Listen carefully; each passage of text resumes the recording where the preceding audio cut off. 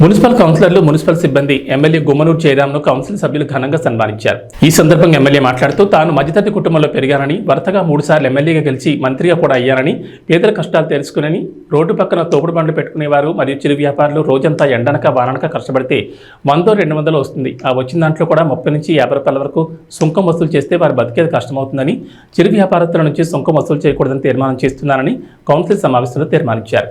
ఈ తీర్మానాన్ని కౌన్సిల్ సభ్యులు కూడా ఆమోదించారు. మన మున్సిపాలిటీకి సంబంధించిన ఏదైనా డోర్ బుక్ మనకు కూడా ఏమైనా వచ్చిందా? మనం కూడా దాంట్లో మనకు ఉందే టౌన్ ప్లానింగ్ లో సరే. అక్కడ దాదాపుగా జాకెట్ లెక్క దాదాపు ఒక్కొక్క పర్సన్ కి 50 సెంట్లు 100 సెంట్లు అనేటివి వారు సొంత జాకెట్ లెక్క పంచుకోవడం జరిగింది. నా దృష్టికి వచ్చింది.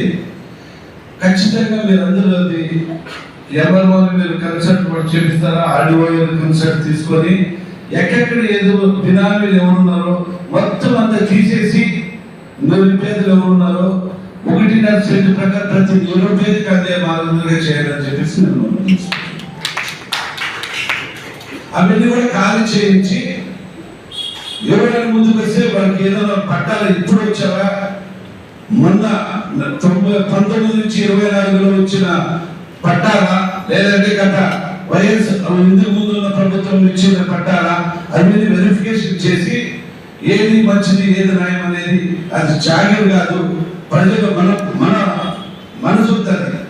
కాబట్టి నిరుపేదలు ఎవరైనా ఉంటే వాళ్ళకి ఒక్కొక్కరికి 1.5 సెంట్గా మనము ఇవ్వాలని చెప్పేసి నేను కోరుకుంటున్నాను.